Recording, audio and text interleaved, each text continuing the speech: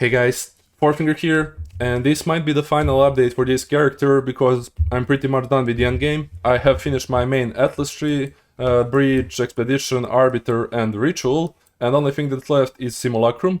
And even though I'm pretty sure I can do 8 out of 8, I would need a lot better gear, and there's two huge issues. So same like in last season where we had issues with Monk, is that Herald of Ice does not work on the Simulacrum monsters, because they don't leave corpses. Therefore you cannot shatter them, and there goes our main way of generating charges when it comes to monsters. And then the second problem is there's a specific mod that some waves can get, where monsters steal your charges, and then a lot of the times you can't even use your main ability, so that was obviously a problem. The way I solved it kind of is that I went with Orb of Storms, I put Arcane Tempo into it, and the way this works is you place it down, and every time you attack with the lightning skill next to it, it will proc the Orb of Storms. And even though it has really low crit chance, on like 22.7, it still hits quite often, and it does generate charges from the chest, so this is definitely a solution on those like mob stealing charges kind of thing, so you can use this in Simulacrum. Like I said, my gear can be upgraded quite a bit, but since I can do all of the other content relatively easily, I didn't feel like there was need to like push it further. I probably want to try other builds right now, but this build is definitely really OP. It's great for farming, it's great for like bossing, it has it all. Maybe the defenses could be a bit higher, but like I said, because we destroy full screens, we almost never die in maps, unless we're literally not paying attention whatsoever, because everything just explodes.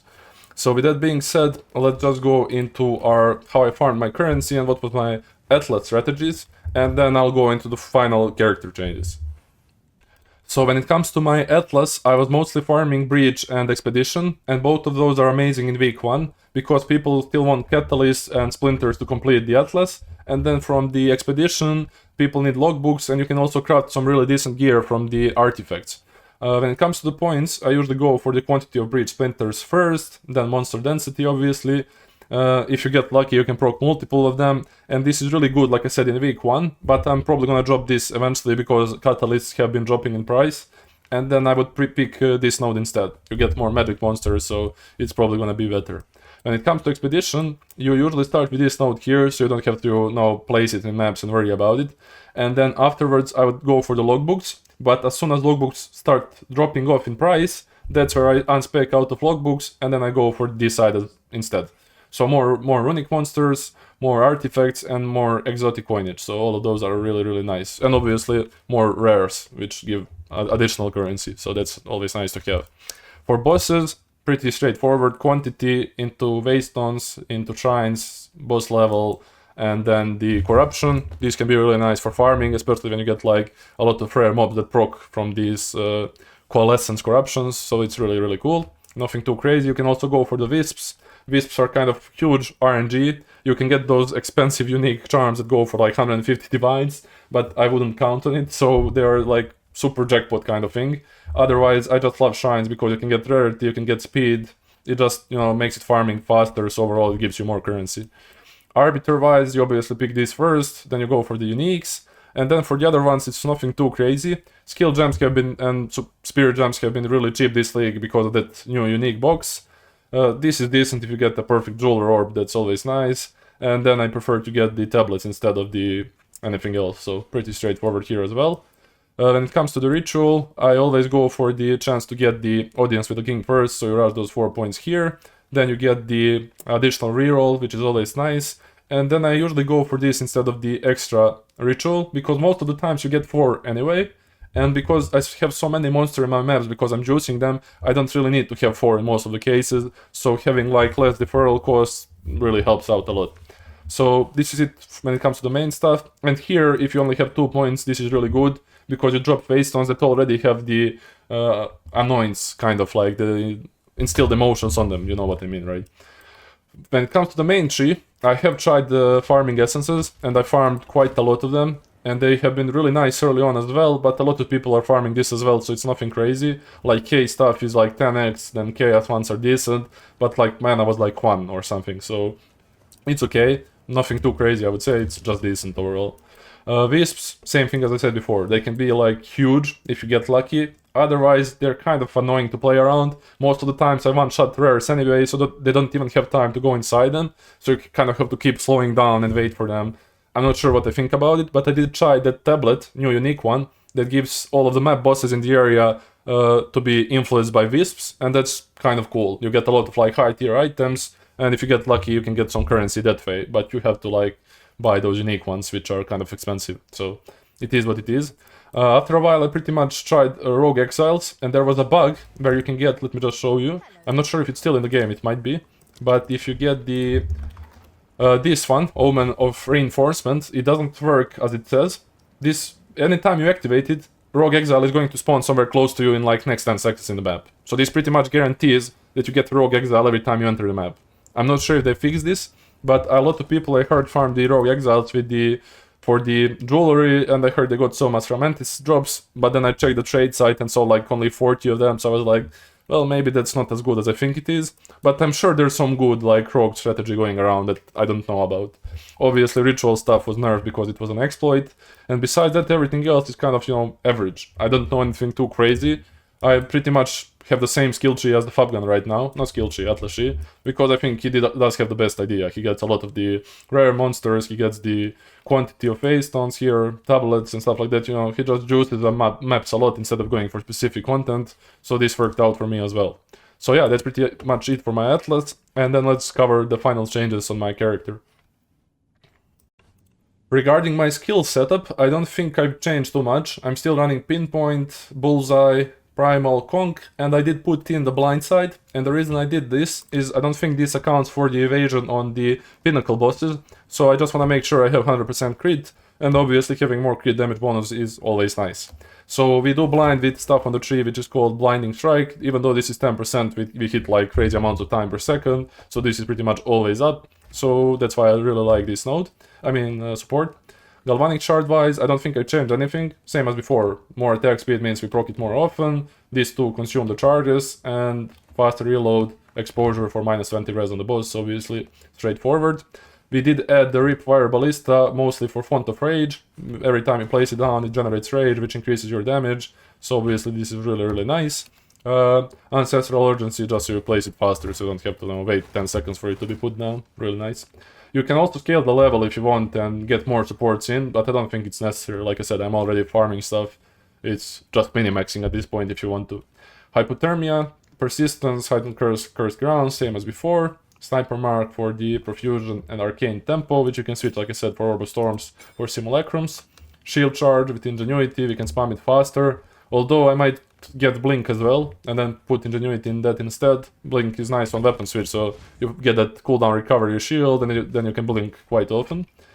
Orb of Storms, we already talked about it, it's there just for Simulacrum, or if you have really terrible like gear, maybe it helps you on bossing, you can try it out. Ghost Dance, Fast Forward Precision, same as before. Wind Dancer, I just think besides Maim and Blind, I did add the Close Combat, more damage when something hits you close, decent to have.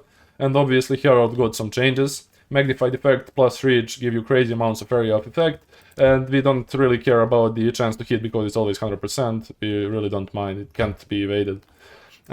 Inevitable Critical, because we don't have too crazy amounts of crit on Herald, it's only 36%, so the more you have, more it procs from the chest, so having this is really nice. Cold Infusion, like I said, if you want to use it on the main ability, you can. Otherwise, you can just place it here. More damage from the Herald does help.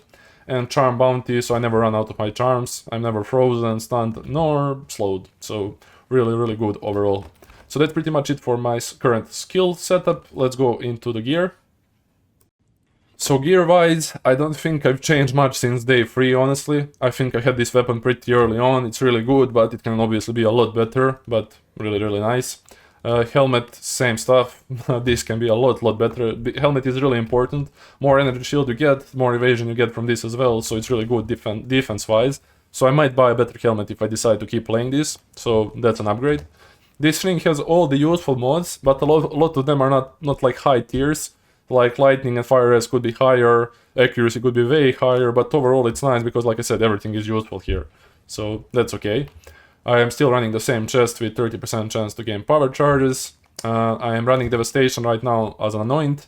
This just helps a lot with the clear. Like I said, Herald has crazy scaling for AoE and everything just pops. So that's why I went for this. Otherwise you can get, if you are struggling on bosses, it's not bad to get this Storm Shard. 40% increased damage and also crit chance is really nice.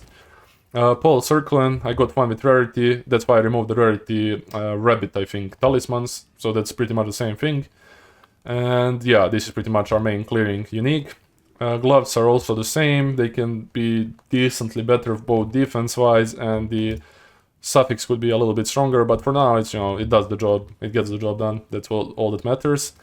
This one is really good, like we said before, I did remove my charm slot here, because I get 2 from the belt instead, so I can equip all of those that I need. Some res, some strength to reach the requirements, all really nice stuff. Boots, a lot of resistances, int, life, and movement speed, obviously, nothing too crazy. Jewel-wise, everything is the same as before, we run 3 of those with cold damage, crit damage bonus, and pen. It would be nice if you are super rich to get crit chance as well, so you can drop some on the tree, but it's not necessary, and obviously I am running my Against the Darkness on this side. I will be placing a full POB down in the pinned comment, so you guys can copy this. On Switch, just a fast hitting mace, so you can shield charge faster, and a little bit more, life and block chance, just in case something hits you, you can block it as well. That's pretty much it for the gear. And finally, let me just answer some of the frequently asked questions. You should not play this build until you get 6 points into your Ascendancy. You want to get Critical Strikes, Elemental Infusion, and Infused Avatar. After you have those, you need to buy this chest. No, it does not need to be 30%, 25% is fine, and I think it's really cheap. And then you need the Serpent's Egg. Those are the requirements. This is pretty much the only expensive stuff. After you get the Serpent's Egg, you're pretty much ready for the build. With that being said, it also really helps out a lot if you get at least 100% on the tooltip, but don't rely on the tooltip. This is just an estimate. This is not going to be applying to like pinnacle bosses and stuff, but as long as you have at least over 100% on the long range, it should be fine for your map clear and stuff like that. That should be more than fine. So that's how you start playing this build. The next question I have is, people ask me, I'm not proccing my Herald of Ice, and there's only one issue with that. That means you don't have enough cold damage. How do you get it? If you can't afford the Against Darkness, which I assume a lot of people can't, you want to get 2 points here. So you get Freeze Buildup and Essence of the Mountain. And then you would put the Cold Infusion Support Gem, which gives you 25% of extra added cold. And you replace, if you're on 5 link, you'll replace the Nimble Reload. And if you're on 6 link, you'll replace the Cold Exposure. And this will pretty much, solve your mapping 100% as long as you have enough crit. You shouldn't ever drop it. And obviously, the stronger the weapon, the better the build feels overall. So once you have the currency for that, keep upgrading the weapon. Is there anything else that people ask me?